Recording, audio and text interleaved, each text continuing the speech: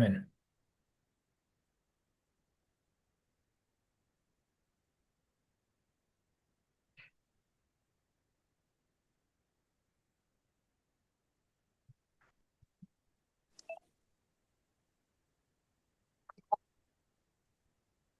All right. Well, thank you so much, everyone, for joining us this evening for the PCEF committee meeting on February 11th at 6 p.m. Next slide, please.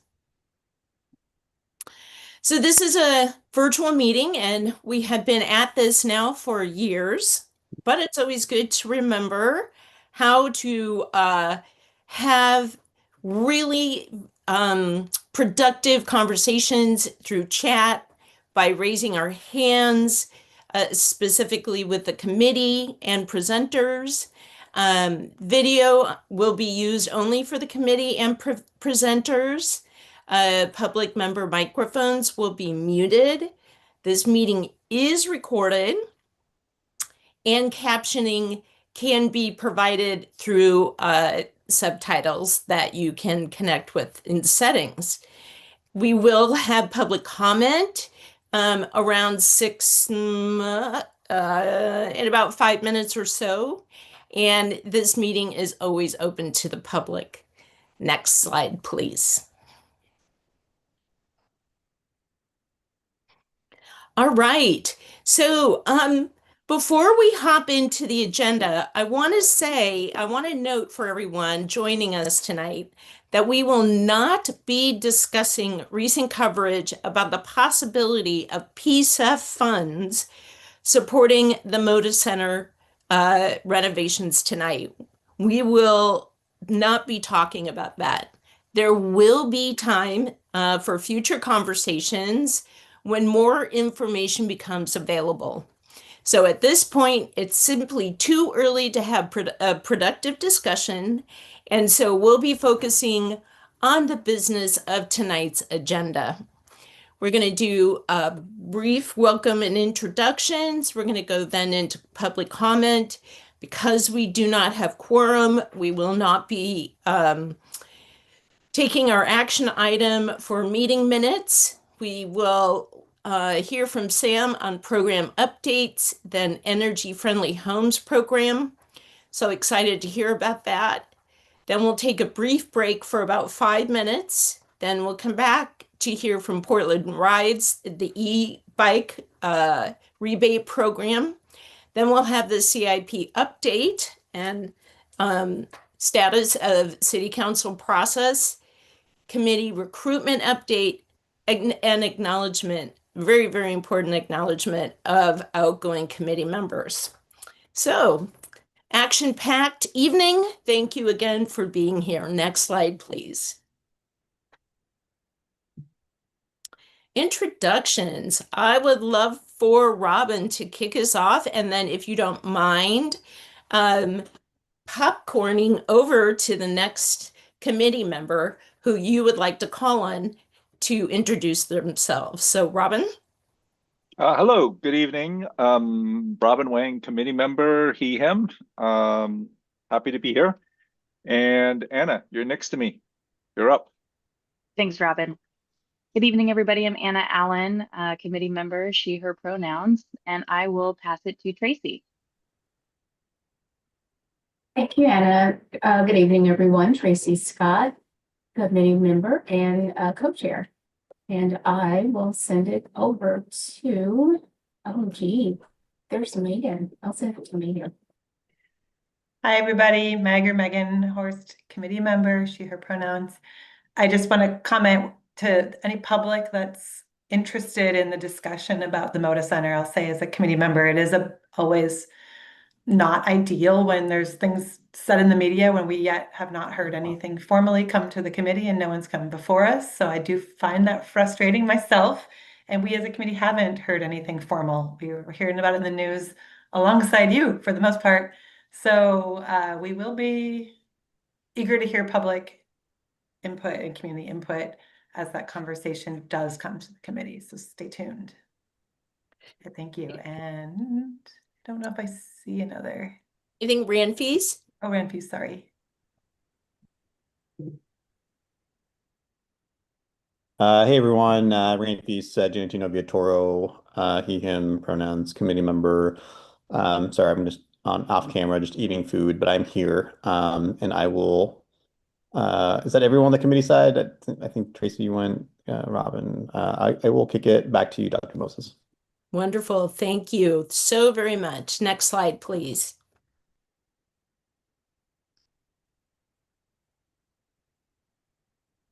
As we do in this committee meeting, I invite people to center themselves. I invite you to either close your eyes or gaze softly down, or maybe even doodle. But I invite you to center your body here in the present, because we've all had really busy days and we want to bring our awareness into this moment. So I invite you to close your eyes or gaze softly down. Feel your feet firmly planted on the floor.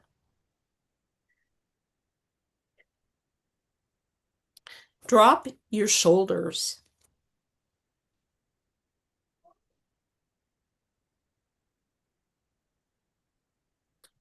and drop into your chair. Feel the support under your legs and in your low back.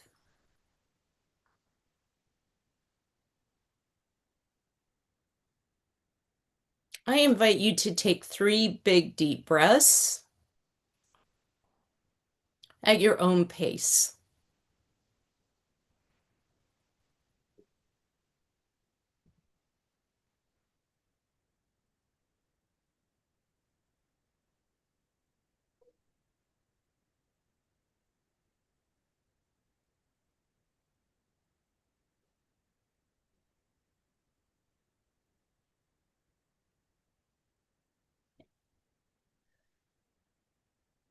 And I invite you to open your eyes slowly.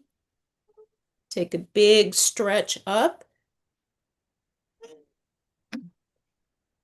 Oh, yes.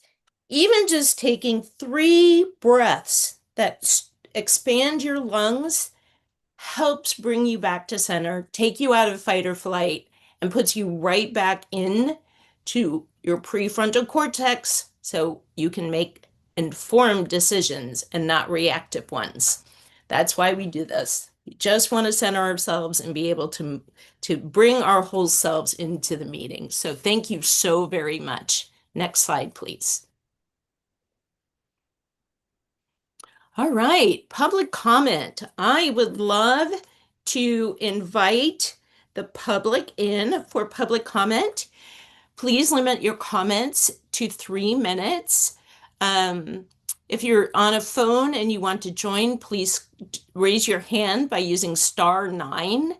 And please indicate your interest in providing public comment by raising your hand or indicate your interest through Zoom chat function. I see that Lenny D has raised their hand. Lenny, welcome in. You have 3 minutes. Thank you. Hi, you all. Many people know me from being involved with PCEF since the get-go. I'm going to continue to bang a drum, which doesn't seem to be getting listened to very much, which has to do with the question of signage. We're looking at a potential ballot initiative come fall, and Friends of PCEF is going to be leading that charge. And there's now some signage out, but it's not nearly as prevalent as it needs to be. And it doesn't matter the size of the grant. If somebody is willing to put up signage, we should talk with them. For example, I work at 11, which has gotten a PCEF grant. It's on the corner of 20th and Killingsworth, across from Alberta Park and Vernon School. Lots of traffic. This is easily the 4th time I've brought this up. Sam, I love you, but we got to get signage out there. We're facing a serious campaign here. You guys got to do it. That's all I got to say. Have a great meeting, and thank you for all your hard work. Thank you so much, Lenny. Any other public comment? Please raise your hand or indicate in chat that you would like to give public comment.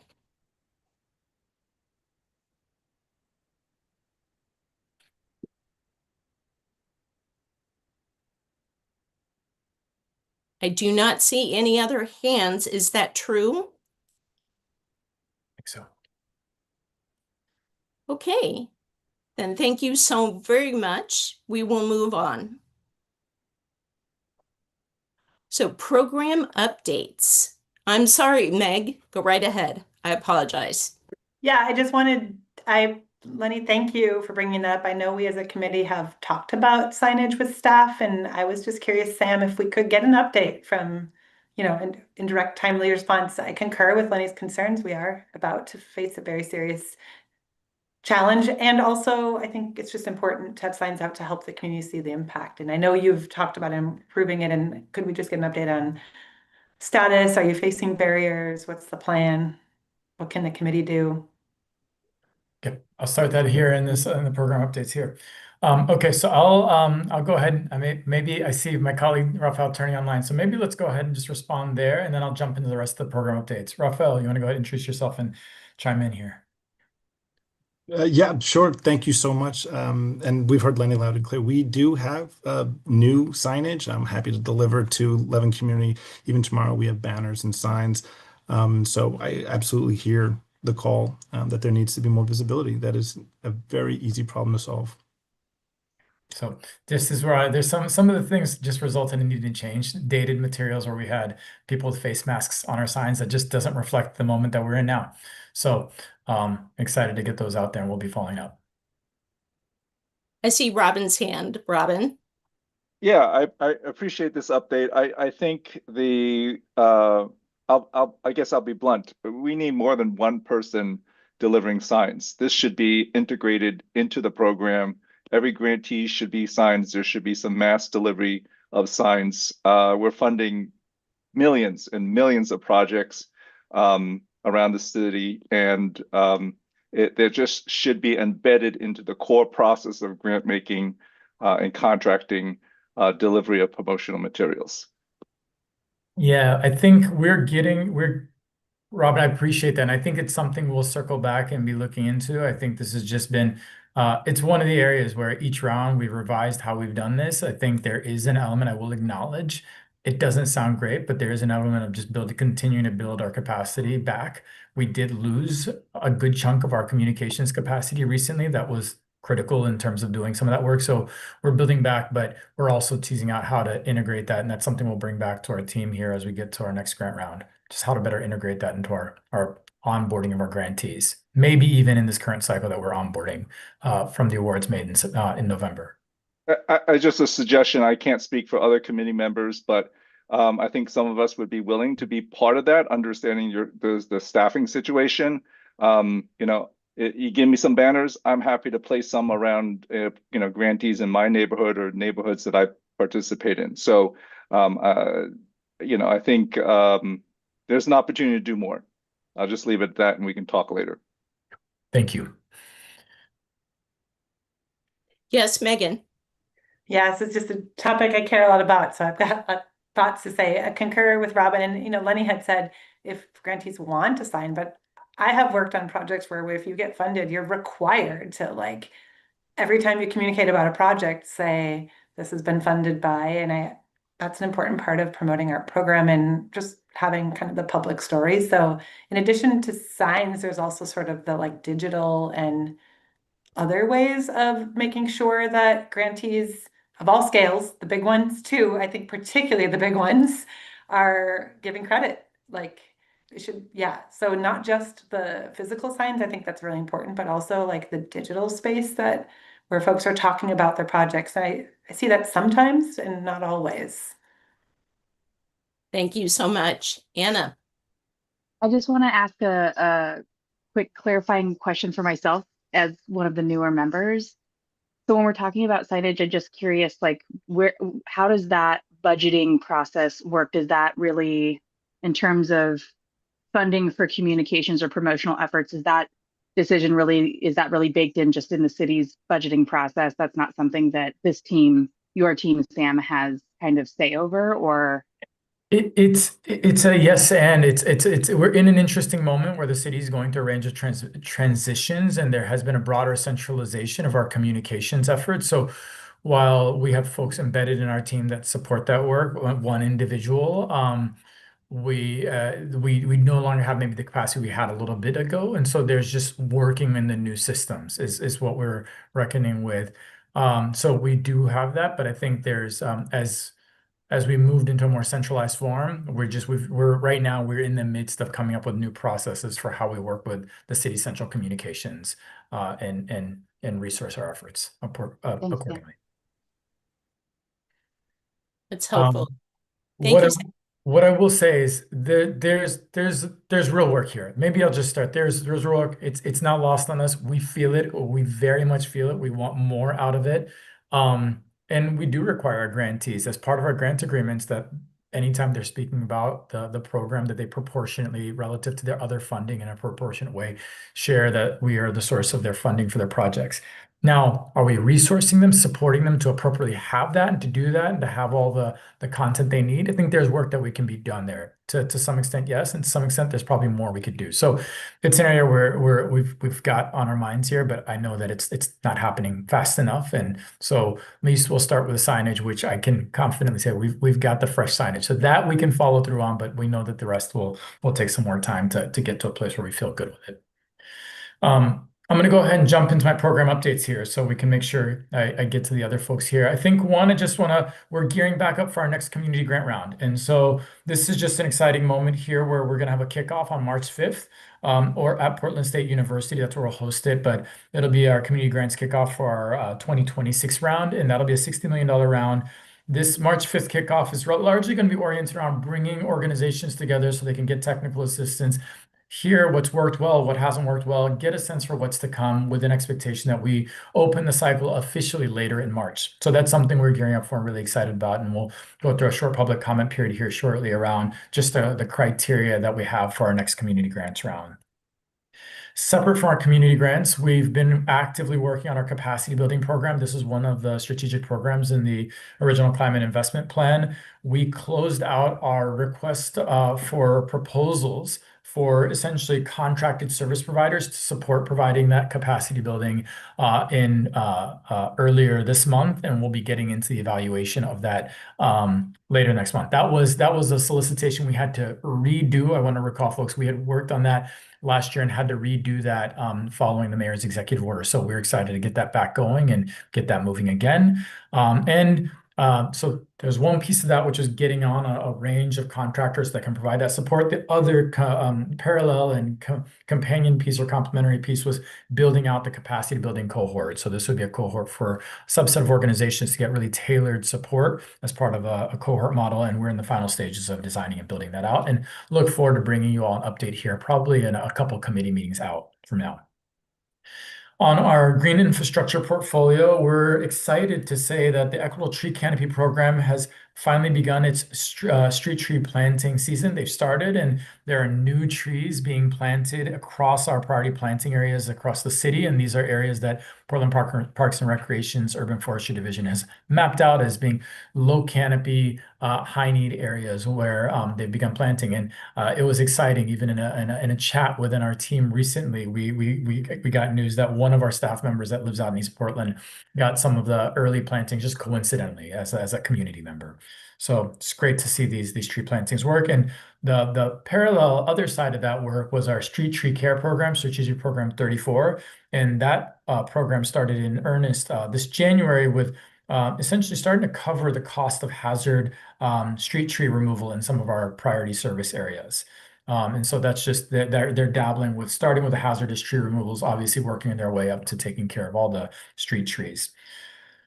As we move into our energy efficiency portfolio of work, we're really excited to share that we are getting close. We're in the wrapping up our contract negotiations on our unregulated multifamily housing program. This is focused on making clean energy improvements in a really challenging sector, the sector of housing that's not affordable housing, just market rate housing that tends to be low cost. And so we're wrapping that up with the expectation to enter into program design in March. And ideally get into program launch in early Q3, third quarter of this year.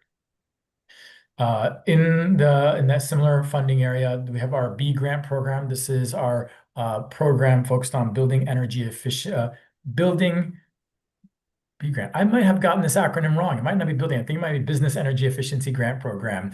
So it's called the B grant program. So Robin, see you nodding your head. We got that acronym wrong there. But that's also been going really well. We've received about 200 applications to date. There are about 45 active projects in the pipeline.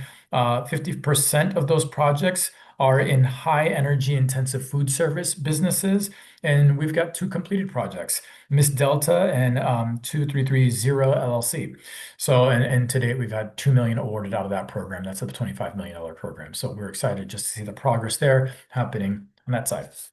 And so there's certainly more I can share in across our portfolios, but I think the last one that I really wanted to highlight here, in no small part, we've got one of our programs. This, in some ways, the federal is a bit funny now, but it was intended to provide match funding for city bureaus as they apply for state, federal, and other resources. This is Strategic Program 15. Within that program, we have essentially monthly meetings where a group comes together that involves a committee member and other members across the city to evaluate proposals that come in. To date, Faith has served as our primary evaluator or reviewer on that body. Faith Graham will be rolling off. We'll talk about that at the end of the meeting. And Robin has served as our backup. And so we just want to make sure we're essentially putting the call out to other committee members that are interested, like to serve on that. We sent an email earlier, but I just wanted to make sure while I had your ears here that we can put the call out and ask you all to let us know if you're interested in serving on that, and we can clue you in. And it's a regular placeholder meeting that happens monthly. Sometimes we cancel them if there's nothing to consider or evaluate, but wanted to make sure you all are aware of that, as we'll follow up via email to see if there's any takers on that. So I think that largely, that was the broad brush. You'll hear a really great set of deeper dives into a couple of our programs that I haven't talked about here, but this just captures some of the program updates I wanted to make sure you all hear about that you won't hear about otherwise. Wonderful. Thank you, Sam. Next slide, please. Okay. With that, I'll turn it over to my colleague, Chris Gruba, who's our single unit housing program manager and has been doing a wonderful job in stewarding one of our largest programs in our climate investment plan, our clean energy improvements in single family homes. That's what we called it in the CIP. This is our strategic program number 3. So I'm going to hand it over to Chris to walk you all through and get the details from Chris, as well as our team helping bring this program to life. Thanks, Sam. Chris, before you start, I have a question. Do Mm-hmm. you want questions during your presentation or at the end of your presentation? Probably at the end, if you don't mind. Sounds great. So yeah, members, please Helps me hold stay your on track. questions to the end. Beautiful. Thank you. Go right ahead. All right, great to be here. It's great to be able to share our updates with you. So I'll give you an overview. Actually, what I'll do is I'll start out giving you an overview of the program as it was designed in the Climate Investment Plan. And then I will pass the baton over to Charlotte Morrow, the Senior Program Manager with Evergreen Energy Partners. And she'll talk to you about how she and her team have taken what we call SP3. I'm going to refer to it as SP3 because that's the term we've been using, and turned it into the Energy Friendly Homes Program, which is now fully operational and available to the public. It launched for real on January 5th. And then Indica Sugatadasa, the owner of PDX Hive is a construction company that provides home energy retrofits. And Indica will share his journey with you as a contractor with PCEF. And next slide, please.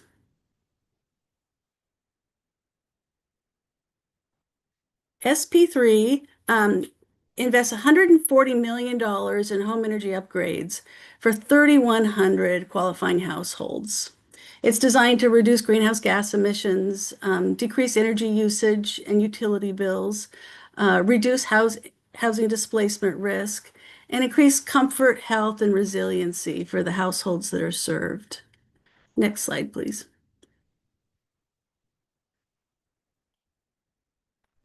The program provides opportunities for homeowners at 3 different income levels and renters with incomes at or below 80% area median income. The majority of the funding goes to households that are at at or below 80%. So low-income owner-occupied households will receive the highest funding level. They'll be receiving deep energy retrofits that include projects that address the whole house. So everything from insulation and air sealing in the shell of the house to adding high efficiency heating, cooling, and water heating systems. Renters and moderate income households will receive lower investment levels. For renters, these projects will focus on high impact measures, those measures that have the greatest impact on the utility bills of the renters in those households. Next slide. So the need for this program is significant. There's more than 42,000 households, homeowner owned households in Portland that live with income at or below 80% AMI. Many Portlanders are housing cost burdened. That means they spend over 30% of their income on housing related costs, and then a large group spend nearly 50% of their income on housing costs. 37% of owner-occupied households are considered housing cost burden, and almost half of renter households. Given that fact, we knew that it was very important that we include renters in this program. But we also had to think about ways to safeguard reducing the risk of our investments potentially causing displacement. Next slide. So each house will receive a home energy assessment by a Building Performance Institute certified contractor. The upgrades that are offered will be prioritized by modeled greenhouse gas reductions levels and energy bill reduction as well. The program will address deferred maintenance or partially address deferred maintenance. The need is pretty significant out there. In the 30% of the project budget that is allowed for life, health, and safety repairs that are needed to perform the energy upgrades.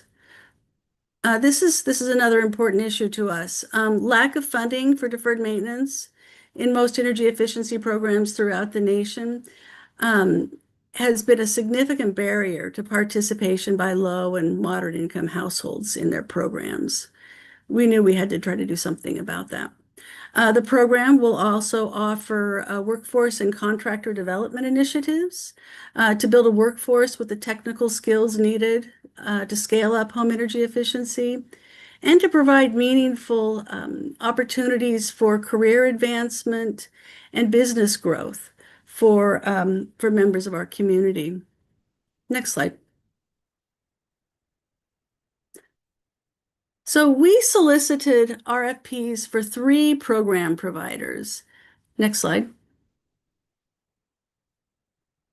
The first is the central administrator. So this provider will provide the overall program coordination, reporting, management. They operate the program. Next slide. We added a second administrator for a customer navigator program. Their role is to ensure that a positive overall experience for participating households, those with incomes up to 80% area median income. They'll be providing a wide range of support, but in particular, multilingual and culturally relevant customer engagement and support. Next slide. Finally, we designed a role for a third-party quality assurance provider. They will provide oversight, of each home energy retrofit to ensure the safety of the occupants, but also that the projected greenhouse gas emissions reductions are actually achieved. Next slide. In summary, the program was designed to improve climate resiliency and housing stability for low-income and moderate-income households. Outcomes realized from the program will include 31 households receiving energy efficiency upgrades. Low-income owner-occupied households will see an average of about 30% energy use reduction. moderate income households and renters around 20%. And this program will provide significant business and workforce career development opportunities. And this for folks that have historically not been included in the energy efficiency industries. I now pass the baton over to Charlotte Morrow. Thanks, Chris. Yeah. And thank you for going through the background for us. You can go to the next slide, please. Now we'll talk about, you can actually skip the agenda. We're just going to dive right into the next slide, which talks about where the program is today. And really what I want to just sort of talk about a little bit before we get going and is that this is really 4 programs in one. We're going to focus our time today really talking about the retrofit program, which is the majority of the funding for this program. But we also have this significant workforce development and training arm and an on-the-job training program that we'll be launching later this fall. We also have a green infrastructure pilot that will be providing some green infrastructure solutions to our lowest income clients. And then we also have a CBO steering committee that is a really important part of the program, and I'll talk a little bit about them in just a little bit more in just a moment. But we can go to the next slide, and I'll talk a little bit about who we are as program implementers or administrators, as Chris mentioned. So yeah, we have these the three main administrators for the program. This is our team. It's a diverse group of professionals, deeply rooted in the community and a lot of expertise in this space. Community Energy Project, they serve as the client navigator. They also provide that client intake, ongoing client support, and they also administer the income verification for the program. CUP has a long and deep history of supporting people in Portland with tools and resources to maintain healthier, more livable homes. I also want to mention Birch Energy. They're a Black-owned business dedicated to fostering racial equity. Birch provides the quality assurance arm of the program. They review contractor proposals. They review the installations, ensure quality and compliance with the program's requirements. And then I'm representing Evergreen Energy Partners. We're a certified B Corp. Along with a really diverse set of 14 subcontractors, we deliver the central administration for the program. That's everything from program design with an equity lens. We do the contractor training and development pieces. We also do all of the systems and reporting, and we process payments. We can go ahead and switch to the next slide now, and I want to talk a little bit about our CBO steering committee, which is a really important part of our program. The CBO steering committee provides, their purpose for us really is to provide additional insight into our decision making for both the program design and the delivery. And our steering committee helps ensure that we maintain transparency and accountability to the community. If you can go to the next slide, I can show you who's currently on the committee. These members include organizations that represent PCEF's priority populations. I also just want to mention that the committee members, this is an evolving committee, and so there will be opportunities for other organizations to join and participate in the committee later this year. We can go to the next slide and we'll talk a little bit more about how the whole home energy retrofit approach works in the program that Chris mentioned. All of our prime contractors do employ or subcontract somebody who maintains a BPI Building Analyst Professional certification. That person is responsible for overseeing the development of the scope of work for the program. They conduct the full home energy assessment. And we want to make sure that when they develop that scope of work, it's really built on the requirements in the program to, as Chris mentioned, ensure the highest energy savings and really protect the health and safety and comfort of the occupants and the clients in our program. The next couple of slides, if you want to advance, I am not planning to go into these in detail, but I did include them in case you have questions about the process, sort of the client journey through the program. But I do want to say that what we have built into this process is a really robust eligibility screening. We want to make sure that we really understand if the client will qualify both from an income standpoint, but we also conduct a pre-screening a home walkthrough on every project to understand if there will be potential savings or if there are some concerns in the home, health, safety, deferred maintenance, something that we won't be able to address in the program, we want to be able to help connect those folks with other resources as early in the process as possible. If you want to advance a couple more slides, I'll talk a little bit about our contractors and how they participate in the program. And I'm so glad that Indica is here to share his story. So currently we have 8 contractors in the program, 15 additional who are in the process of applying or enrolling. There are significant requirements to participation, and that's because we really want contractors who can really support the most vulnerable clients that we're working with. On the next slide, I'll talk a little bit about the resources that we do provide our contractors, though, to ensure that they feel success working in the program. We provide one-on-one mentoring with an energy specialist. They have an account manager that supports them through their onboarding, through projects. They do one-on-one training on SnugPro, which is the modeling software that helps model those energy savings for every project. We do offer free technical trainings throughout the year. As mentioned, we have an on-the-job training program coming up a little bit later. We also offer equipment grants. So this is funding directly to our contractors to help them purchase equipment that's required and necessary to do these installations and to expand their workforce. And then we also really try to make sure that there's ongoing transparent communication. We host a biweekly contractor open office hours where they can come and ask questions and get program updates.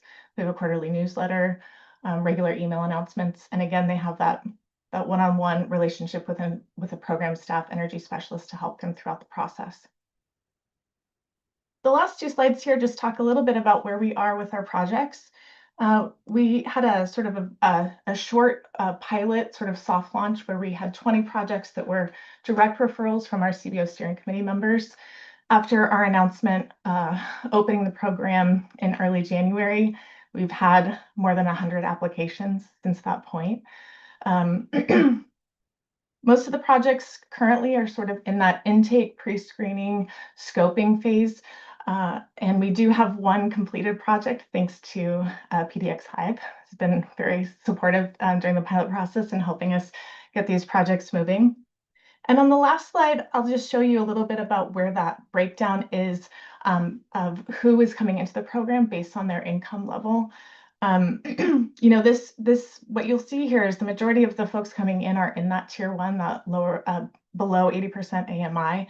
And this is what we were sort of expecting and not hoping for, but we know that we wanted to reach folks who are the most vulnerable in our community. And the targeted outreach, working directly with our steering committee members, has really helped us make sure that we're focusing our funds in the direction that we had hoped for. And with that, I'll pass it over to Indica, and just want to acknowledge PDX Hive has been a really integral partner as one of our early contractors in the soft launch, and just really glad that he's here to share his story today. Thank you, Charlotte. Hey, my name is Indica Sugadadas. I'm the owner operator of PDX Hive. I hope you guys can hear me. Okay. Okay. Next slide, please. So my journey as a home performance contractor began about 12 years ago. The first 2 years was basically just like learning and getting to know the industry. And then I got involved in the home energy score movement from the very beginning. That was the actual kind of launch as a home energy performance side. So that was kind of my stepping stone for that part of the world.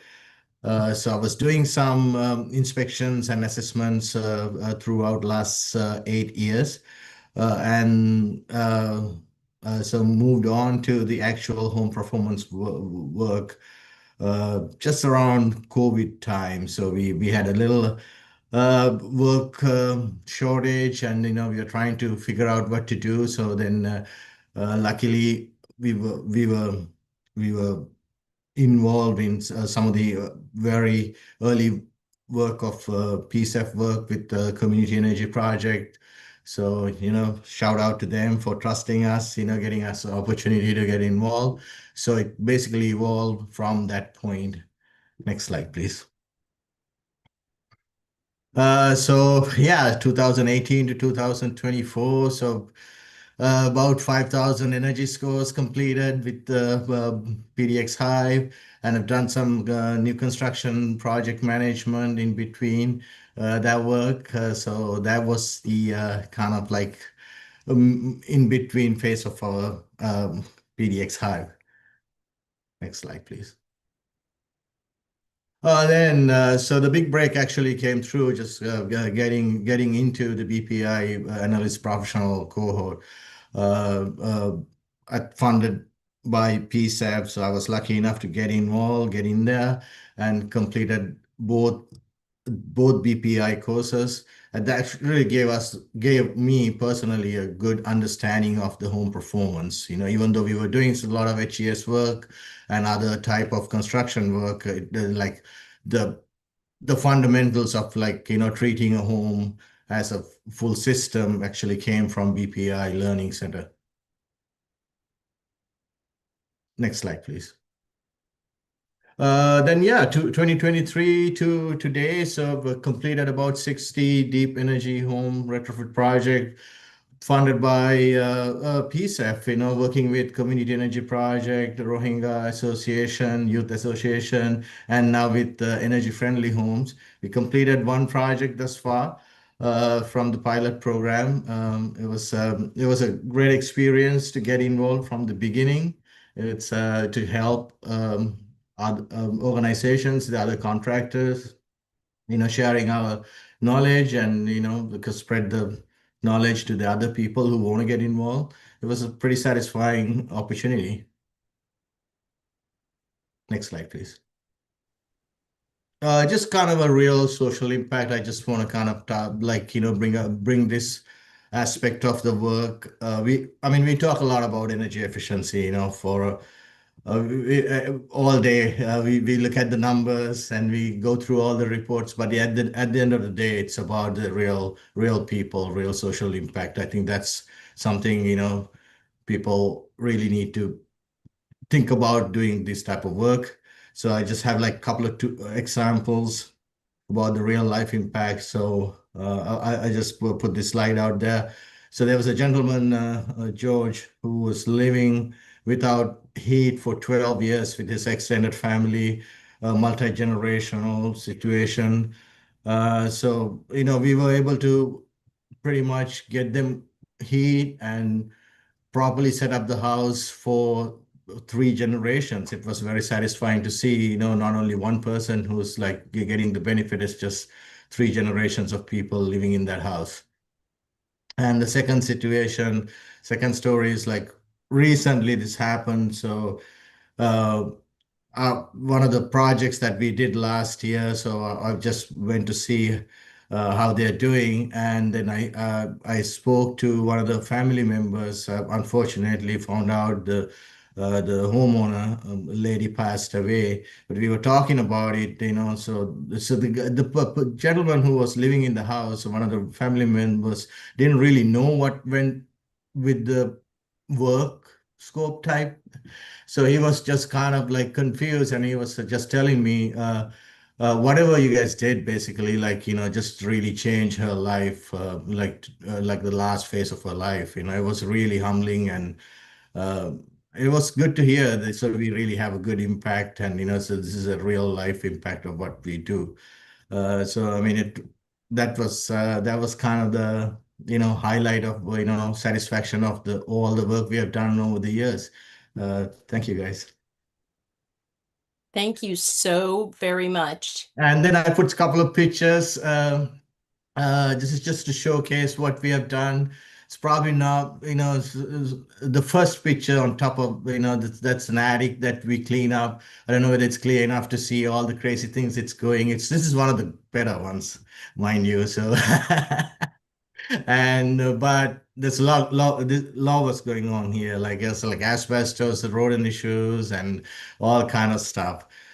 So we managed to turn this around, make it healthy and efficient. New a fully sealed ducting system and a new heating system. Yeah, so that's kind of the outcome that we were looking for, not only just making energy efficiency part, but make it healthier and livable for the long term. And the next slide. Yeah, this is one of the other projects that we recently finished. I just put this oil furnace out there. This is one of the things that, people living in this basement with this asbestos wrap oil furnace. I mean, it's something to look at it. And, we not only managed to take that out, and we managed to give them a lot of space, so there was another multi-generational family. So they were struggling with their spacing too. So it was not a big home, but there's two families living. So we structured this to take the equipment out of the basement and give them a ductless system just to get their spacing back, not only give them energy efficient heating and cooling equipment and more space for them to live. I think that's about it. Yeah, thank you. Wow, that is amazing. Thank you so very much for presenting. Tracy, welcome in. Yeah, thank you so much. And thank you for this presentation. I saw just a very brief portion of it yesterday at the Energy Trust Diversity Advisory Committee meeting. So I didn't get a chance to see the full presentation. I'm excited to see this. I'm really excited about this program hitting the market. I only had a couple of questions.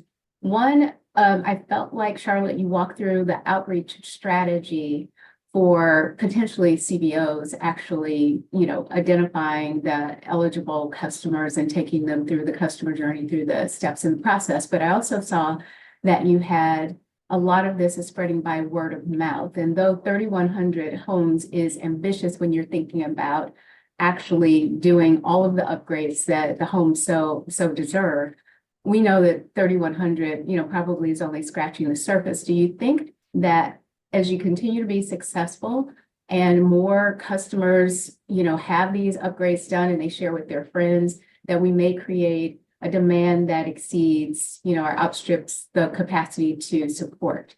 And I'm just wondering, what the approach will be if we start to get a burgeoning demand. And then secondly, I'm really interested in what the 5-year workforce development targets are. I heard, the numbers for customers served through the home, but I'm really interested in how do we build the workforce to match the need and the demand that's out there. So thank you so much for the presentation. It was great. Thank you, Tracy. Charlotte or Chris, either one. Yeah. Go ahead. You take what you want, Charlotte, and I'll. Sure. Yeah. Thanks, Tracy. I'll talk about the demand first. The answer is that our outreach strategy is tied not only to reaching clients, but also ensuring that we have contractors available who can do the work and do the work up to the standards of the program. And so we're balancing those two things very, very closely. So we will be able to meet the demand based on our contractor capacity. So we've spent a lot of our time, effort, and energy on building those relationships and bringing them up to speed, helping them through BPI training, all of the things that are required to make that happen. I think it is possible over the next 5 years that there are more than 3,100 folks who are desperate to try to get into this program and look for help. And I think we'll learn a lot over the next couple of years about how we could potentially expand services to support them. I think we could talk more about the workforce goals. Chris, I don't know if you wanted to take that one. I can talk about that a little bit if you'd like.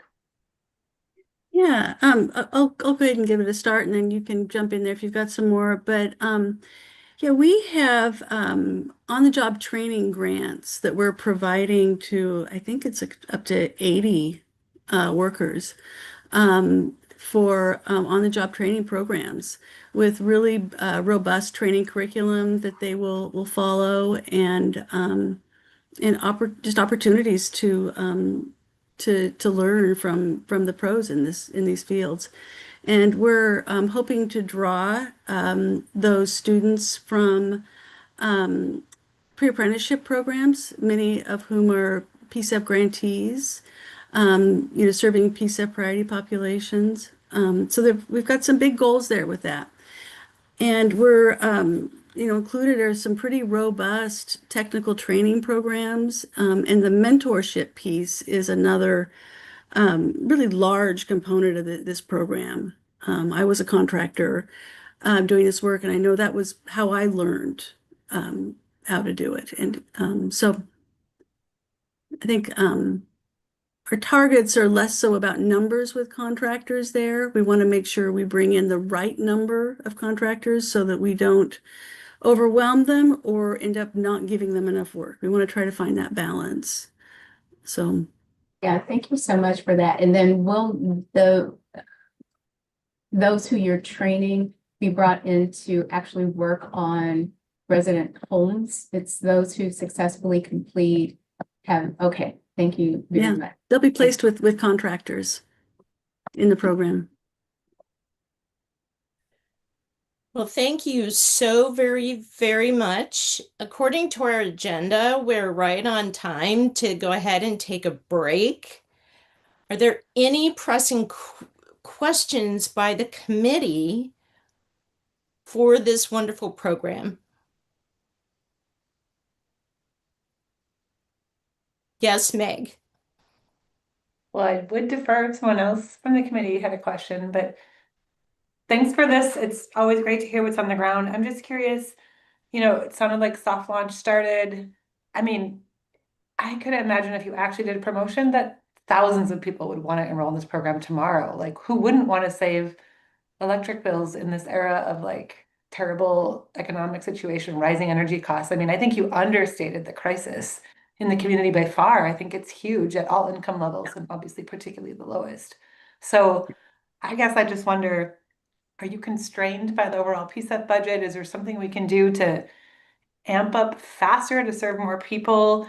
Only one house has worked so far. What's the barrier to amping up to scaling faster? Is this the plan all along? I guess I just want more to be happening faster for more people, given the crisis of energy costs and everything in Portland. And I just imagine demand would be basically everybody in Portland if everybody that qualified. So I see let's can we scale up Charlotte, faster and do more? Charlotte and her team have developed some I do agree faster is systems. always better, but energy efficiency programs have been around for decades. They're not like complicated. Like we know how to do them, right? Yep. Yeah. Just tell me more. No, it's early days, and we're chomping at the bit ourselves, and but I think it will be moving quickly. The systems that are in place are very robust, very organized, very streamlined. But these are very, very early days. And everybody involved in the teams, they're still learning pieces of their jobs. And we'll see that shift pretty soon. I think if I can chime in, what I would say is, and you all saw there's a tremendous amount of complexity here in terms of there's many moving parts here in order to make sure we're doing this work right, that we're training folks appropriately to do this work, that as we get on the other side of these, that we have good quality assurance, quality control. So there's many steps to this and making sure all those moving pieces work well with each other. I think we've certainly had experiences in cooling Portland's maybe the other side where it's a quicker deployment when we're deploying portable heat pump cooling units. And even on something as quick as that, because media caught hold of it and ran with it. That, for instance, we had backlogs months. In some instances, we had backlogs that well beyond the whole summer. We wouldn't get to folks till next summer. So there's just a great intentionality around making sure, and that causes a different set of frustration for folks that are sitting there waiting. And so I just want to give the team a lot of kudos for how they've been intentional to do this. You're speaking to very impatient individual in my own self too, but I think it's just been trying to make sure that we do this well, right? So that we push the program as fast as it can go and make sure we're also bringing on contractors at the right pace and not setting anyone up, ideally, ultimately, no one up for failure as we do this. Beautiful. Yeah, big kudos to the team. Yeah, thank you. And I'm just, just trying to represent a community of there's just so much need out there, and energy bills have, doubled, it seems like, in the last few years. And over 50%.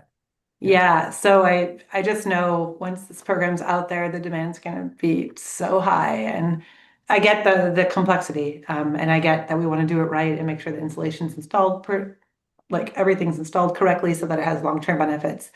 But I just, I'm here to champion also more. Thank you so much. Renfees, you're gonna close us out on this section.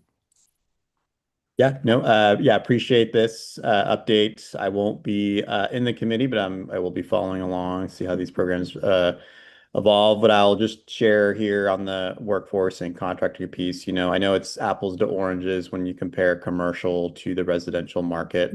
But as we see the construction sector slow down, when folks are going to be out of work from areas like Intel or other sectors in the construction industry, I think there's going to be a lot of skilled and trained workforce and contractors that are going to see lulls during this period. So I hope that the High Road Advisory Committee can be a body where, again, contractors can meet with labor and training directors around how do we tap into existing skilled and trained workers who are currently waiting for jobs, who are electrical workers, plumbing, sheet metal, insulators. So I think there's just, I think an opportunity there. I know folks in construction has sometimes worked in silos between residential and commercial, but I think there is a synergy there. It's not to say everyone who does commercial will love residential, and that's not to say that someone who's in residential would love commercial, but I think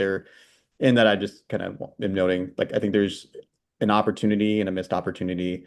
And again, just throwing my 2 cents on maybe an opportunity for the HRAC committee to elevate some opportunities here during challenging times. But thanks. Yeah, that's great. Thank you. Thank you so much, everyone. What a great conversation, a wonderful presentation, and thoughtful questions.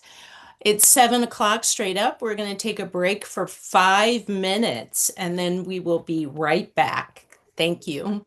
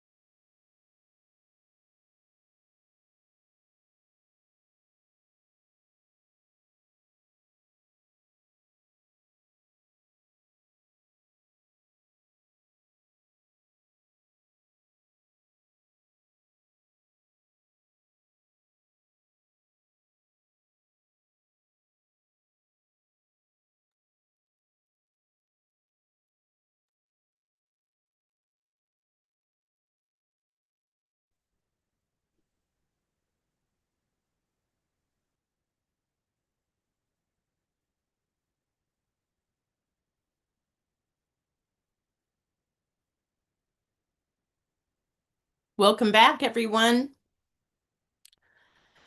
It's a quick 5 minutes.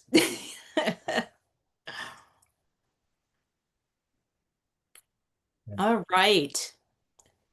We are now going to turn to the Portland Rides PCEF e-bike rebate program. Sam, would you like to introduce this? Yes, I'm gonna turn things over to Sita Rimrao, who he came in fast-paced into the program just a little over a year and some change ago to spearhead the Portland e-bikes rebate program in our broader transportation portfolio of work, which was new.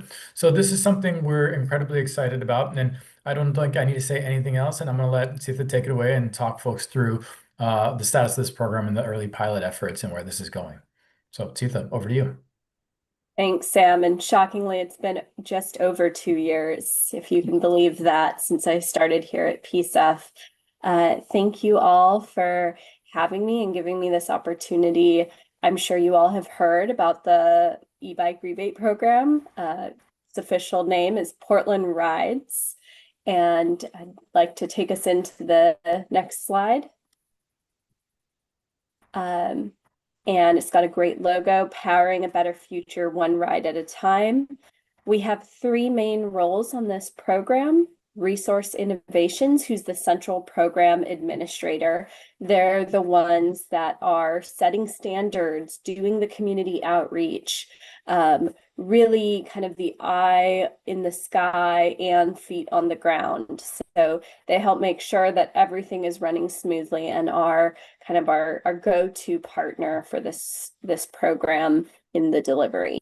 Next is Aptum, and they are the central payment processing and rebate administrator. So when you actually go into the program and submit your application, and there's document verification, and the entity that actually pays our bike shops, that's Aptum. And they are a great addition to the team. They are implementers in similar programs like our e-bike rebate program all across the country, including Denver's. And last, our very own PSU, who is handling the kind of evaluator role. So they are helping develop success metrics, the types of surveys that we're doing, any kind of data collection and program performance. And that's not just for the bikes themselves, but any additional pieces, like in the future, the e-bike training technician program or the multifamily storage and charging. Today, though, I'm going to focus on the main piece, which is the deployment of the e-bikes. Next slide, please. As many of you know, last year, in last quarter, we launched our pilot program. We partnered with the Portland Community College, and one of our key partner groups there was the Student Basic Needs program that works with students at each of the campuses who might be struggling with getting food, transportation, books, kind of, as the name implies, basic needs. So we partnered with them in order to get the word out about the program. We hosted 4 in-person events where we went through the application process and worked to get students signed up.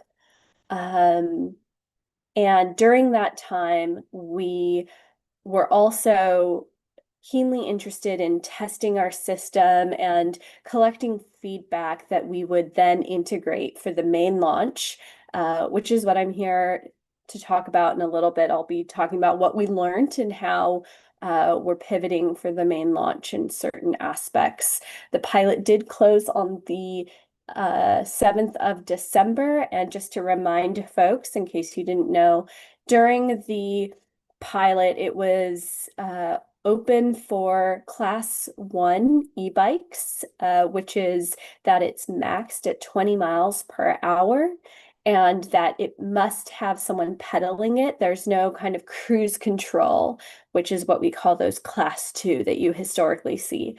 For those, we had a $1,600 rebate and a $300 accessories rebate that was stacked on top of that. Next slide, please. I'd like to take a step back and kind of show you what the customer journey is. So if you're an applicant and you say, I'm really interested in this program, what does it look like? So the application period opens, and one of the exciting pieces is that we have an e-bike 101 training. So this training is specific to Oregon state laws as it relates to e-bikes. It talks about basic maintenance, battery care. It'll have types of infrastructure that you may experience on Portland's roads, and kind of e-bike rider etiquette. So this is a crash course in how to own and operate an e-bike. And this is done by a Oregon local nonprofit called Commute Options. They developed it, and we are we're going to have it so that anyone that applies has to take this. So if you're interested in an e-bike, you're going to get educated on what that means here in the city of Portland. That does get verified as you go into that submit application piece. And in that application, it asks for very minimal information. So we're asking for name, age, estimated income, and your address. So we're just kind of verifying you're in the city of Portland, verifying based on kind of your own input if you meet the income qualification. So it's a very low barrier to engage with our program. Once the application period closes, we do a random selection from the pool of applicants. Upon selection, that's when the folks that are selected are invited to upload their documentation. And so this was done purposely to not ask folks to bring together all their documents, do all that upload, have all that data transfer on I might get selected. So they upload their documents, Aptum verifies it. Next, the rebates are awarded, and so the awardees get their rebates in hand, and they get to go to their shop, and that's that last blue box. They go and they get their e-bike, and they get the gear that they need with that 300 accessories rebate. And also, because I know, especially for this group, I wanted to also mention that retailer side, because our small businesses, our bike shops here in Portland, are very much a stakeholder in this group or in this endeavor. So when the applicant comes in and they purchase that bike at the shop, the retailer has a portal through Aptum that they can pull up. They verify that the rebate is active, that the name on the rebate matches the person's ID that's in front of them. They process the payment. They submit for reimbursement. Aptum will then pay out the $1,600 or whatever the rebate amount is. They will pay out to the retailer.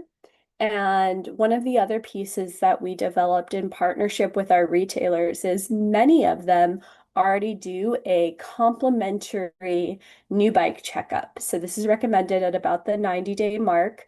It's something a lot of them already do. And this is in our customer journey because we want to encourage these folks to build that relationship with their local retailer so that when they need maintenance on their bike, they already know their shop. They know the person that's going to be checking in on their bike and telling them what they need to adjust or anything like that. So that is both kind of the customer journey and a little bit about the retailer side as well. I'm going to pause here. Well, should I pause here for questions, Sam, just on that or on the customer journey? I think you're pausing, so let's take them. Yeah, I would love to just, because I'm going to go into results from the actual pilot, but I'd love to just take any questions you have on this piece. Tracy? Yes, I was struggling to find the unmute myself. So thank you so much for taking us through this program. It's really exciting. When I'm looking at the customer journey, I am seeing where like you have a screening process and it's a random selection. What happens with the candidates who are not selected? And do they truly know it's random? So that's the one question. And then the second question is with the rebate coming through the qualified retailer, is there any attribution to PCEF at that point? Like, is the customer aware at the application process that they are going to benefit from PCEF dollars? Or is it somehow, also like a line item markdown on the receipt, when they go in and apply that $1,600, I hope I have the number right, apply it to their e-bike? Yeah, that was let me first start off with the folks that don't get selected. So they stay in the system. So they absolutely stay in, and this stacks up. So just because you aren't selected in the first round doesn't mean that a year and a half from now you aren't selected in one of the latter rounds. The random selection is a piece that Aptum specifically has developed, and they've assured us that it's random selection. And they've done this for many other customers as well throughout the country. So they handle that, and I trust them when they say it's random. So we do a couple of different things. You'll notice that the Portland rides, our logo itself actually has PCEF in it. So our tagline of Portland Rides PCEF e-bike rebate program, it's very visible as this is PCEF. And I don't know if you all picked up, it's also the PCEF colors. We pulled directly kind of from that coloring. There are some specific pieces. The retailers themselves are required to have the Portland Rides branded marketing materials, as well as stickers that actually say that they are a Portland Rides PCEF retailer. And so it's not on the receipt, but it's visible in person. It is also on the website. We have the PCEF story as a piece as you kind of go through the program and its requirements. So we've, I think, done a good job of making sure that the PCEF is very visible in each of the steps. Thank you so much. Yeah, thank you. Great. Megan. Seems like an important, oh, thank you, Zipa, for the presentation. It's been exciting to hear about this program, and I'm glad the pilot has been successful. I'm looking forward to hearing how this rolls out. But question on the bike shops, it seems like an important kind of additional benefit of this program is the local multiplier effect of stores that are probably struggling to survive in this kind of online retail economy. And so how do you select the bike shops? Is it every bike shop in Portland? There aren't that many, or how does that work? So we have an open application. We reached out to all of the retailers. So every bike shop in Portland, actually in my first couple months of coming and being a part of PCEF, I personally called and emailed every single shop and told them that I was going to be leading this program and started talking to them about what they would want to see. And so when it was time to launch this program, I picked up the phone again and we recontacted all of them, and we invited them to retailer roundtables where we talked about what the program was going to look like and what we were thinking and what they would need now that we were kind of thinking through specifics. They can apply at any time. So there is a light application, but a user agreement for them of like steps that they need to take, participation agreements for them. One of the things is that they have to train 2 staff members in their shop to be a part of the program. And we host those trainings in line with each of our cycles. So they have multiple opportunities. We have tried to be as inclusive as possible. So actually, we haven't turned away a retailer yet. And so we've generally been, hey, we want you to participate. So what does it look like for you? And working with them one-on-one. And I would love to start going through the rest of our slides because I think you'll also appreciate that I've got a slide here that shows those retailers. And great. Yeah, I was going to ask a follow-up about the geographic. I think bike shops are not equitably distributed in the city, so I was curious how you're filling that gap. But thank you for that. yeah. Sita, we have about 10 more minutes. Perfect. I will cover it in that time. All right, let's go to the next slide, please. So I'm going to there's a good amount of numbers in these next couple slides. During our pilot, we had 199 applications that were started. Of those, 183 were completed and 138 were verified. So we had 46 that weren't awarded. That is generally because some weren't PCC students. Others didn't submit their documentation. And those were the reasons why we didn't award. Of the 138, we had 123 bike rebates redeemed. We had 14 go expired and 1 that was returned. But that person did actually purchase a different bike.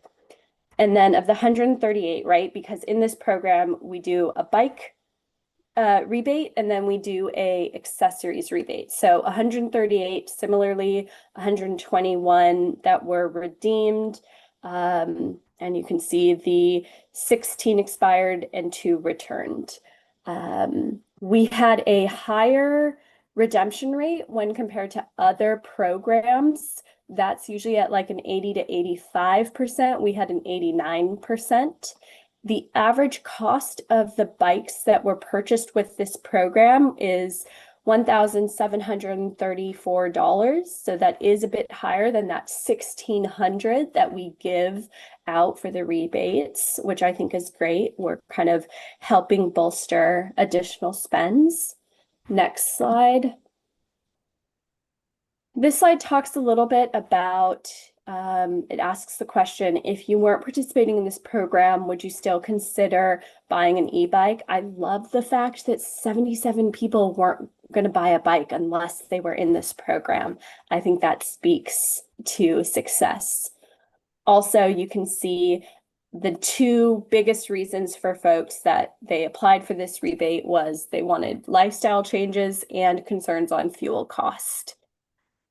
The other interesting piece here is that most of our applicants in that bottom graph is telling us that folks were either somewhat or very experienced bike riders, but they were new to e-bikes. So generally we have folks that know the lay of the land and kind of the rules of the road that are hopping on e-bikes. But for us, we want to make sure that we're building a program that is going to support those 19 folks that are new to all biking. Those are the folks that we want to get them on a bike. We want to get them test riding. We want to do a community ride so that they feel confident on that bike, and that when they come up to a stop sign here in Portland, they know that you can yield instead of come to a full stop. Right, and the next slide is our demographics page. So you can see the gender split, and here we also do have the kind of demographic question of race. 81 were identified as white. We do have a good spread across the other groups, our priority populations, but I think this speaks to us needing to do more outreach kind of on the ground and specifically targeting where our priority populations are showing up to kind of ensure that there is high adoption across this graph next time I show it to you. And then next slide, we're going to talk about the retailers. So we had 14 participating retailers. This shows the numbers of bikes that were redeemed at each of them. There is an unequal spread in bike shops across Portland. We know that this happens. Some of the things we're trying to do is we are talking internally, how can we bring the bike shops to folks? So is it finding block parties where folks are already going to be and bringing some local shops to them with qualified bikes that they could get that bike redemption for? Does it look like figuring out ways that we take people to the bike shops to get their bikes and then help them get transport home? As we know, it can be very difficult to transport a bike, and especially some of these e-bikes, their bike tires don't fit on TriMet buses. So these are some of the things that our folks are thinking through. I think what you're going to see in this first year is us testing out ideas on what this looks like, a lot of ride and drives, a lot of testing of those solutions, and then next year seeing us really dial in on scaling up those solutions. And we are keeping a lookout at all times for new bike shops that open up that do serve kind of those deserts. Right now, there just aren't that many out there, unfortunately. And next slide, I'd like to talk about some of the feedback.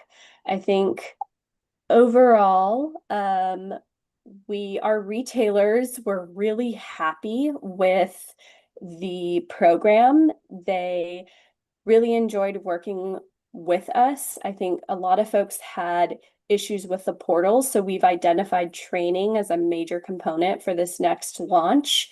One of the pieces that we've switched to is there's going to be Street Trust is a partner who's going to be having basically a dummy portal in, and they'll be working one-on-one with bike shops and their staff to test run a rebate live with someone. And so that way their first few times of processing a rebate isn't in front of a live customer for the first time.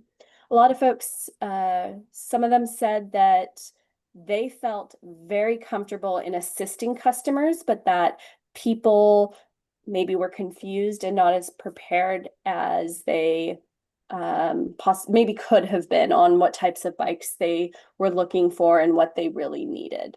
But obviously our bike shops are great ambassadors and help those folks get the bike that fits them. On the participant side,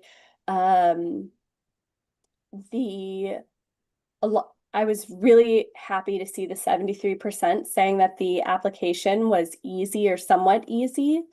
A lot of folks utilized, and I didn't mention this earlier, but we have a qualified product list. So every bike that is sold, each make and model is submitted beforehand, and we vet that, ensuring that it's UL certified, that it's a safe bike, and we do all that vetting beforehand. And so if the bike is on the qualified product list, it can be sold and the rebate can be used for it. So this is how we ensure that poor quality bikes or bikes that don't serve our communities enter into this program. We also loved to see that 59% of participants visited more than one retailer before they purchased their bike, and people had positive experiences with their retailers. We know that these are important relationships for folks to start building as they enter into this bike journey. Next slide, please. Sita, we're okay. Key takeaways? Yes. Okay. There's strong demand. We want to do targeted outreach, and that hands-on testing is incredibly important. And then we'll just switch to the last slide, which shows you the timeline, which is that March 23rd, we're going to start our media push for that April 6th, the main launch, just in time for Earth Day this year, which we're really excited about. The application's going to open. It'll be open through May 9th. May 9th, as soon as it closes, that random selection will occur and folks will be able to upload their documents and get verified. And then you're going to have the rebate release on the 23rd, and there will be 60 days to redeem those rebates. So in May, we are going to see all kinds of new e-bikers on our streets, and I think that's incredibly exciting. I will mention that in this main program, the rebate amounts the standard stays at $1,600. It's going to open to level 2. So that cruise control will be an option for folks to purchase with the rebate. Our cargo bikes are going to be a $2,350 rebate. I didn't go into the detail on the adaptive program, but adaptive bikes can cost anywhere from $6,000 to $13,000. And so that's why you see that up to $8,500. It's incredibly cost prohibitive if you are someone that needs an adaptive bike. And so that is our program. And I think I hit right at time.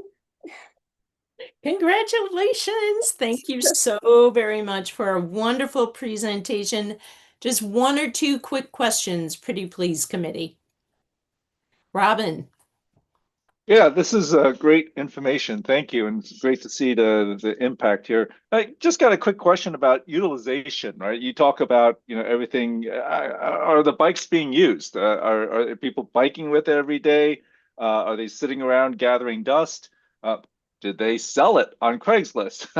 I'm just kind of curious if you have any data on utilization.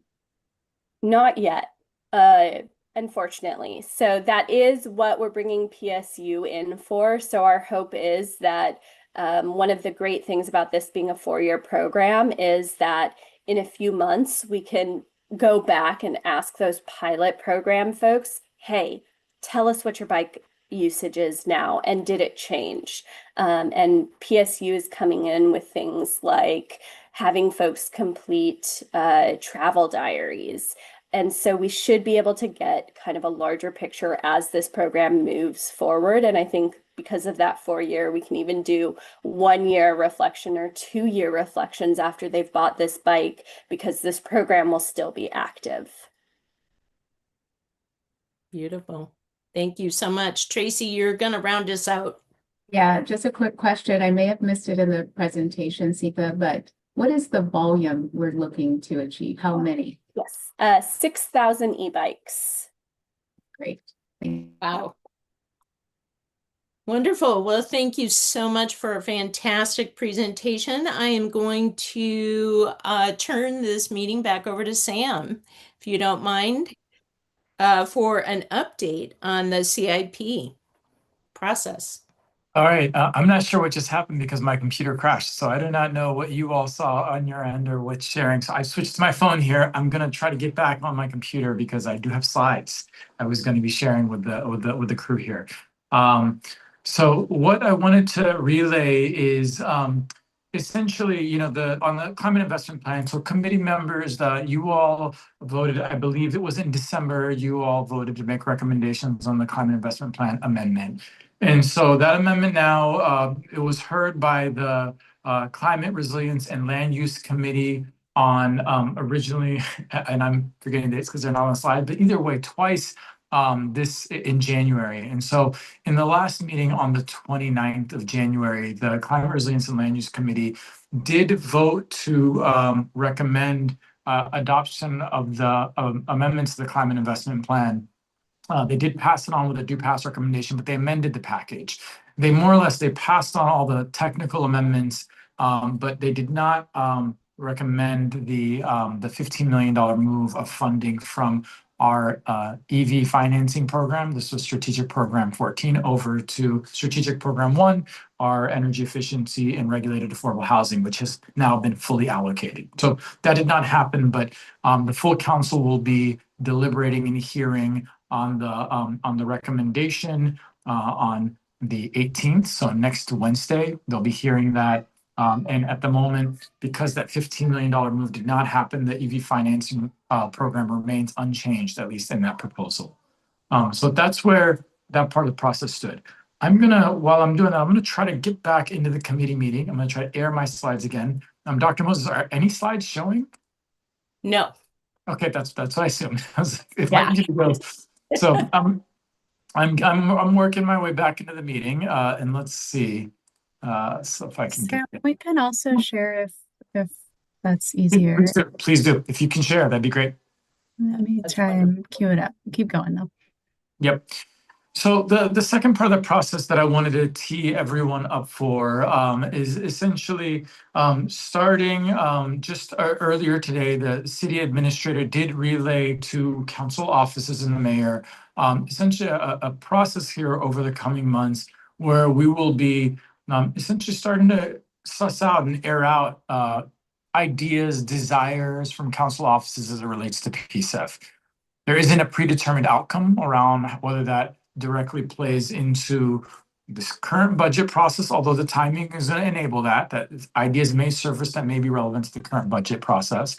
But it's, or whether they surface and they're ideas that you all get to engage with as part of the next climate investment plan amendment later this year, or the next climate investment plan itself that we begin to work on in early 2027.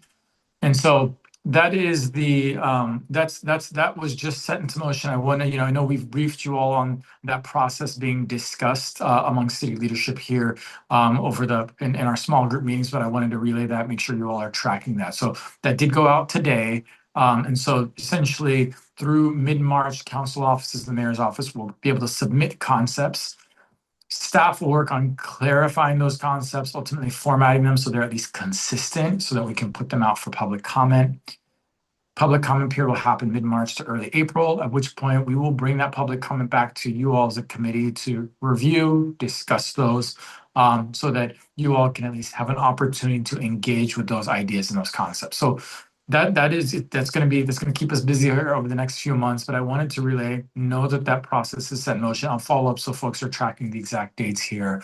But that is there. And what this is going to be something we're going to try, we're going to figure out. I think that obviously, I think now that we've had our proposals working its way, the amendment that you all recommended in December, working its way to the Climate Resilience and Land Use Committee.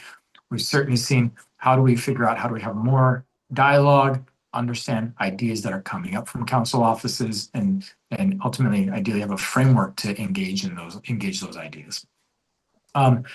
I'll stop there as I make the switch to my computer and see if I can visually see you all and see if there are questions. Any questions?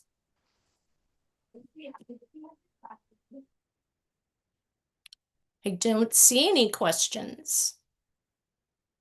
So Megan, please. Yeah, sorry to confuse you all. I just go by Meg and Megan, and Okay. doesn't matter to me. So Sorry. Okay. Yeah, and all this, Sam, I've heard a little bit about, but I'm just curious, we've been trying to be strategic as a committee about having our annual amendment processes and really being structured about how we revisit our CIP. And all of a sudden this council and mayor submitting concepts things comes along and it feels not aligned with our annual review process. So, and we don't have extra money to go around right now. So I just would love a little bit more elaboration on why this process and how are we going to accommodate big ideas? So Sam, are you back?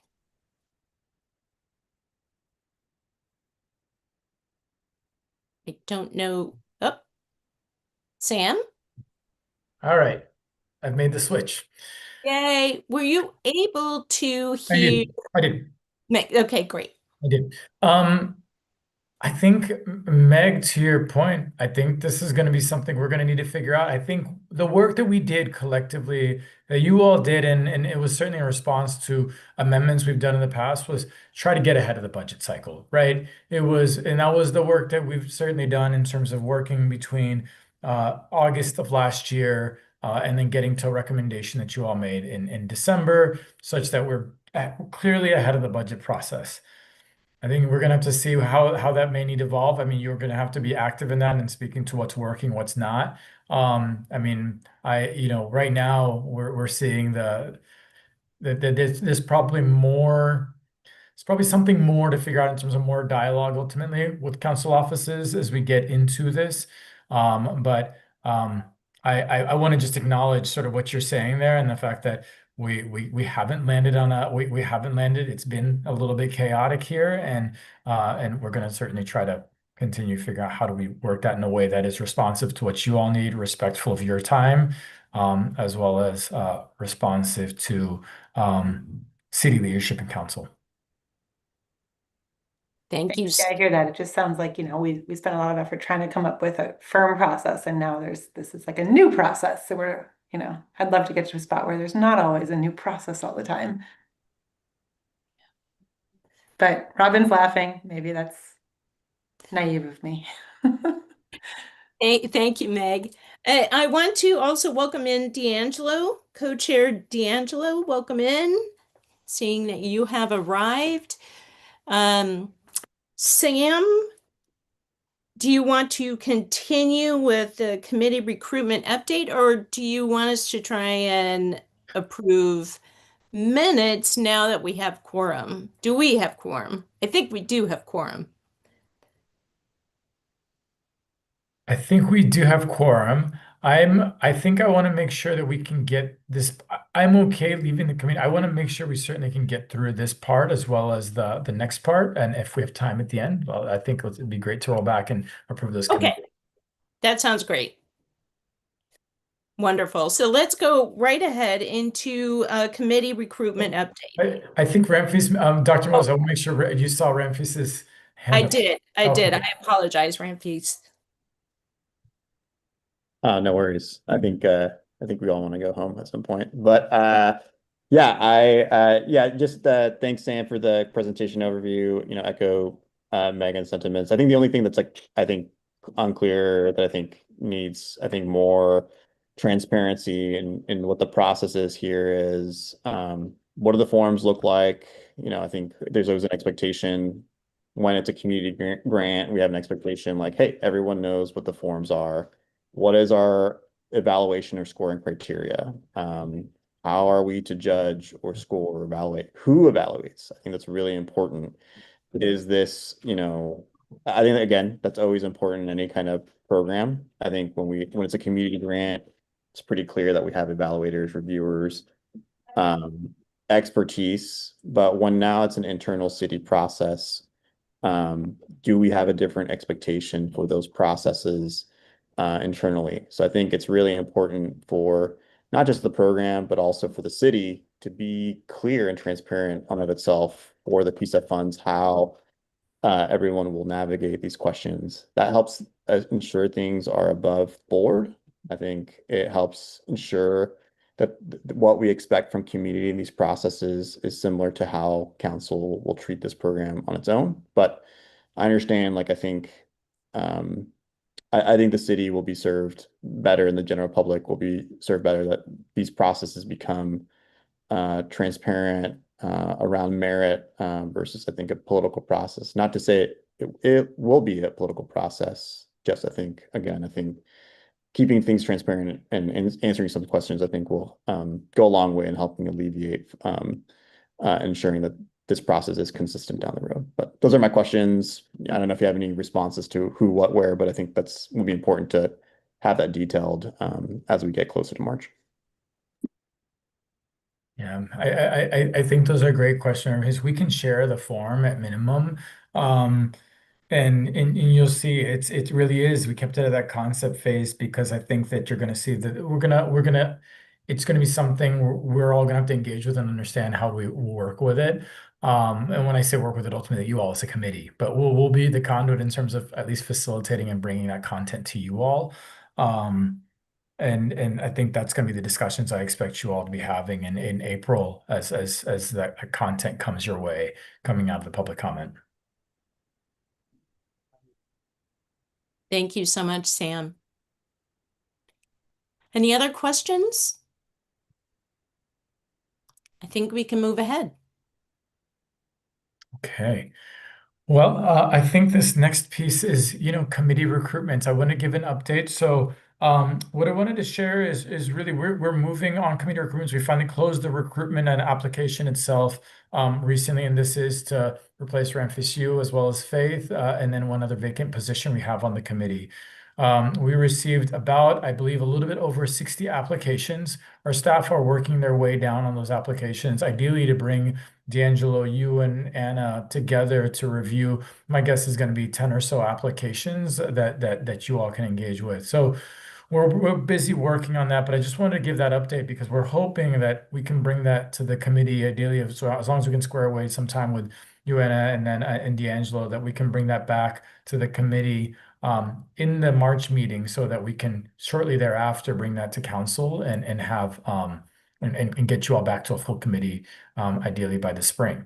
So that's primarily the update there, in that we feel really good and that we've got a good candidate pool. We certainly had to make sure, given the particular expertises, that we had to make sure we had all those showing up, and so we feel strong about that. And now we're just working its way through. So I wanted to name that, acknowledge that, since we're hoping that we can move relatively quickly on that as we move into our March meeting and then onward. Beautiful. Anna. I mean, I think Sam kind of already touched on what I just wanted to elevate, which first, thank you for all that work, Sam, and looking forward to that process. But just wanted to, I know that there's been some discussion in the past, and we've talked a little bit about this, that has, just wanting to kind of bring to light any sort of process that is kind of a gaps analysis in terms of specialties and skills and things, and how that just kind of asking that was weighed against the applications that were received, and considering the amazing talent that we have rolling off of the committee, and really where those gaps are, and what that kind of process looks like. Yeah, we'll make sure that we'll be reaching out probably next week here to start scheduling those meetings, and our team will just share their framework. You'll have access to all the applications, but at least they'll make sure that you all aren't starting having to review 60 plus. And so you all can see sort of their framework for whittling down the pool and getting to a place where you're certainly reviewing ones that really squarely hit the mark in terms of all the perspectives that we think you all will be wanting to consider. Yeah. And we're eager. I will say we're eager. It's a complicated process. So in the sense that you all, what's going to happen next is, and D'Angelo will review those applications, make a recommendation as part of that subcommittee to the full committee. And then once you all take action as a full committee, then we will turn around and work with city leadership and the council president to get that on the council agenda, so that ultimately council and there's a couple steps in between there, including the mayor meeting with the candidates and whatnot, but and then we'll work to get that on the council agenda for confirmation. So we know that we're not there yet, but it's certainly at this point it's our top priority, given that we'll talk about this shortly. We've got big shoes to fill here. Yeah. Yeah. Thank you so much. Next slide. So I think this is the moment where we wanted to just give an acknowledgement. I think we had a fortunate opportunity a month ago to just connect with each other in person, but it's been a long road on this committee, and I think I want to name both Faith Graham, who's not here with us this evening, couldn't be here with us, but will be looking in and chiming in, who's moving on to her better life now, and Ramphis Viltoro here. You all have been our OG committee members since the start and carried through your terms to you all came in on the short leg. And so certainly we have Robin and Meg continuing with us till the bitter end, for hopefully, right? But I think there's a lot that can be said. And what I'll just say is, this program, standing up this program, the entire past 6 years of all the ebbs and flows and all the surprises and all the landing the surprises and figuring out how do we learn, do better, how do we think? I mean, Ramphis, you've been a tireless voice in every step of that, or for structure, for clarity, for transparency, for making sure the committee's governance made sense and the committee's authority was always clear, and that our council members understood that and respected that. And that has been hard work, and that has been countless meetings and after hours calls and no shortage of asks coming your way. I'll have a lot more, I'll have equally as much to say about Faith, but you've been a tireless advocate in that entire time for making sure that we have strong workforce protections, quality jobs, well-paid jobs, and folks are getting trained, that we're not ultimately diluting. We're making sure we're strengthening the pool of folks that are getting to work on this, and as we're diversifying folks working in these areas, we're making sure that they're coming into good jobs with benefits and so much more. That thread, I feel like I've said this to you. I'm excited that we finally have our workforce policy lead on the team.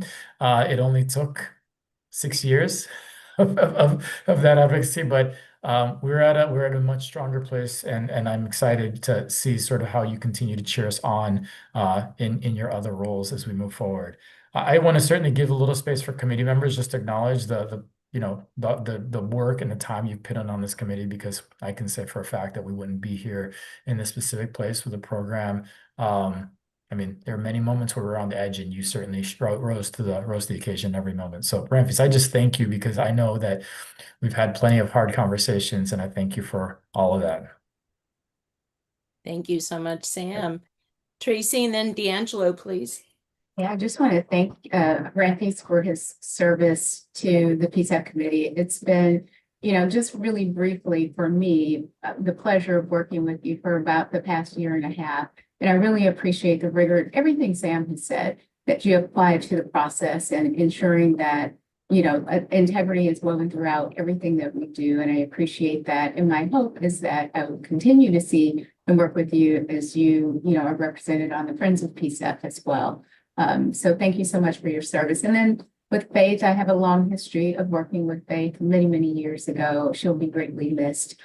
Equally, I have not had the pleasure of actually seeing Faith, I think once or twice, maybe in person through PCEF, which is, really disappointing, because she's an incredible person to be around. And hopefully I'll be able to connect with her in her private life. So thank you both for your service.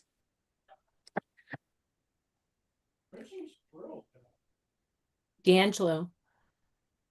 Welcome in.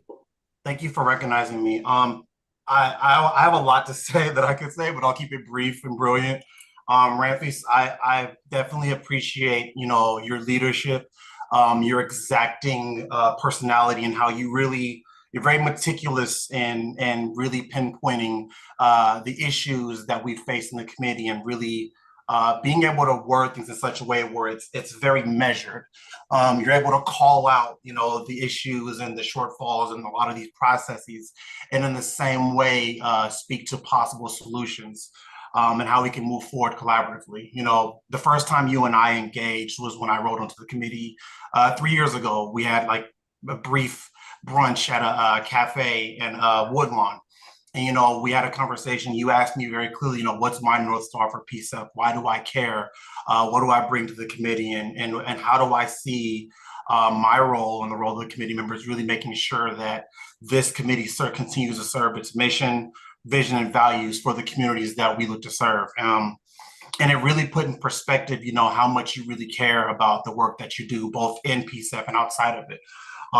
It's been an honor and a pleasure to watch you be the co-chair of this committee, and to step into those shoes and really take a lot of the lessons that I've seen just through your advocacy, and how I can also serve as a leader on this committee. So I've said this to you plenty of times. I think I've had 4 or 5 goodbyes with you outside of this, but I just wanted to make sure that I said that, openly and publicly, that I absolutely appreciate the work that you put in. I'm excited to see, again, how you're an advocate for a PCEF outside of the committee, and just understanding that you're always a resource for me is something that I appreciate. And as far as Faith, I know Faith isn't here, but, I had the honor and the pleasure of serving on a couple of subcommittees with Faith. And in the same sense, Faith was this very quiet, very, very measured committee member that, again, like yourself, Ramphis, was very clear about cutting into the real underlying issues and making sure that the room understood what the real problem was. And doing it in such a careful way as not to offend, but to really highlight the issues that we're not discussing, and really push the conversation in a different direction than it may have gone had she not done that. I've always appreciated having Faith as a resource, as someone to talk to about, the foundational history of PCEF, the things that I wasn't a part of, and really her perspective and how she brought different ideas to the table. So I appreciate Faith all the same. I appreciate her acknowledgement of both Tracy and myself as people being able to step into this position. So she'll absolutely be missed, as you will be, Rampus, and definitely look forward to seeing both of you outside of this. Thank you for your work. Thank you so much, D'Angelo. Yes, Megan, and then Robin. Yeah, I'll be brief. Well, to Faith, she's not here, and Sam, you keep saying she's on to a better life, and I hope that her life here with us was great too. And I just appreciate Faith's, I think D'Angelo said it well, but like steady, calm, and she always brought like a bird's eye view, good high level view, and would bring us back to the role of an advisory committee. And I just appreciate that a lot about Faith.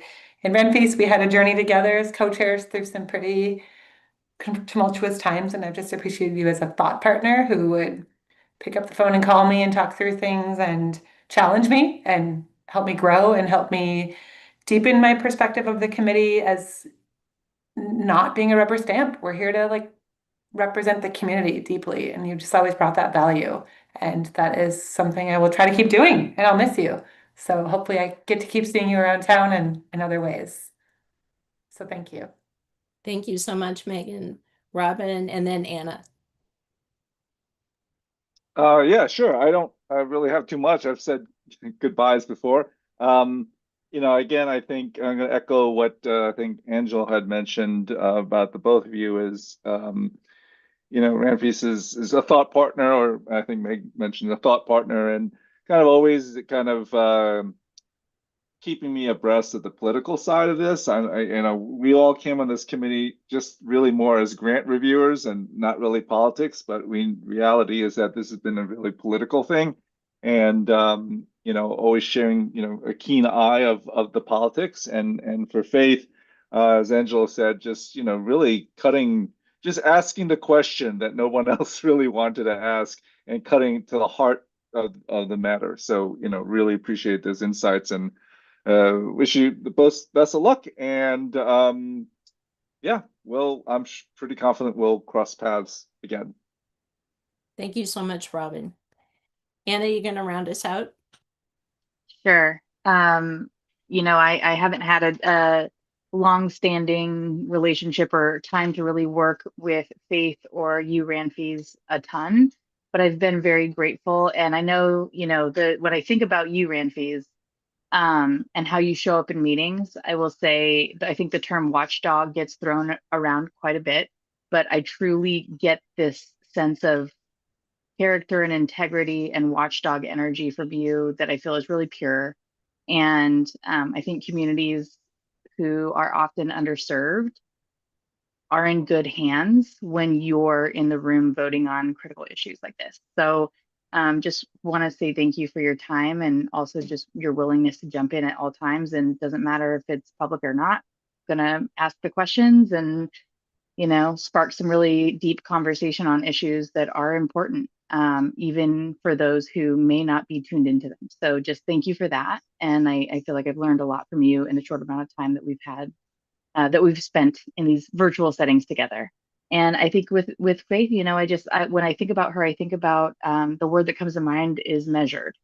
And so just want to acknowledge her leadership and her grace with really hard conversations. She leans into them, but she's so measured.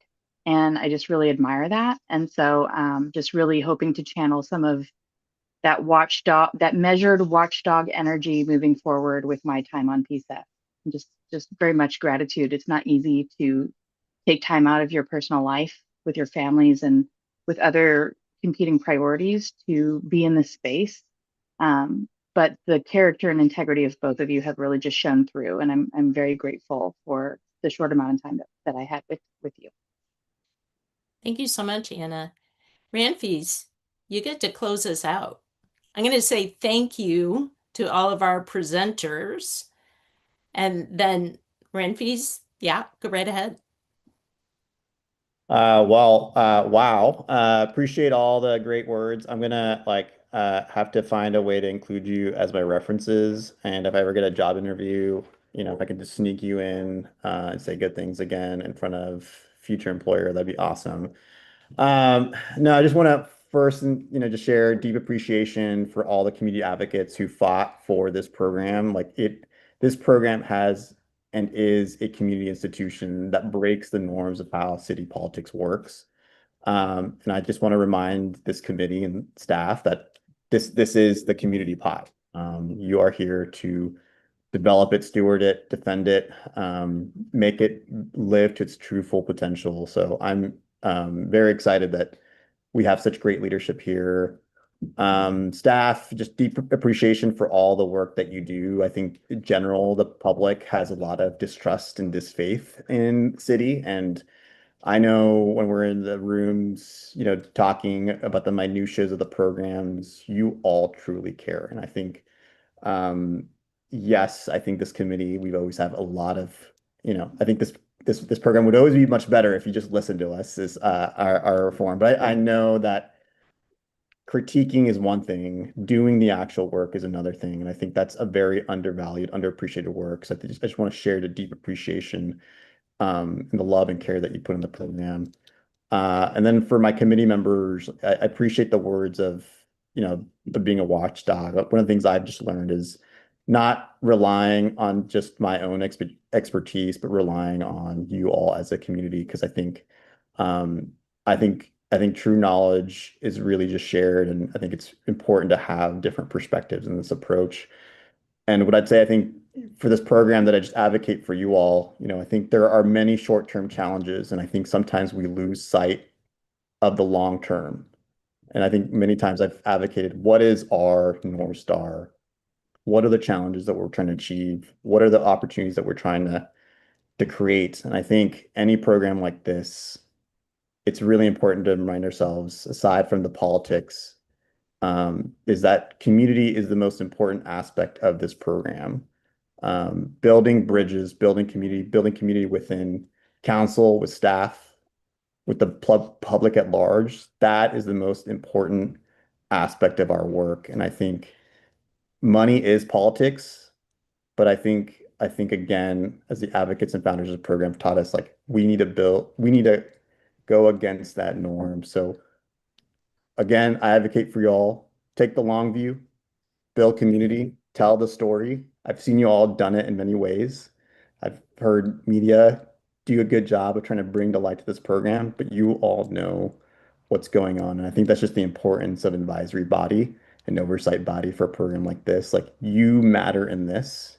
Without you, this program would be very, very different. So just want to share deep appreciation and for you all. I'll see you guys on the other side for sure. And for my colleague Megan, Faith, I think measured is a very good description. Definitely more measured than I am, and that's something I've learned to try to approach that grace in all our work. So thank you all, and I'll see you on the other side. Thank you, Ranfis. Sam, do you have any closing remarks? No, thank you, Ramfis. I owe you both a tremendous amount, and I'll get you a little gift as my token appreciation soon. All right, everyone. I'm going to adjourn our meeting at 8:03 and with deep appreciation for each and every one of you. Thank you so much for this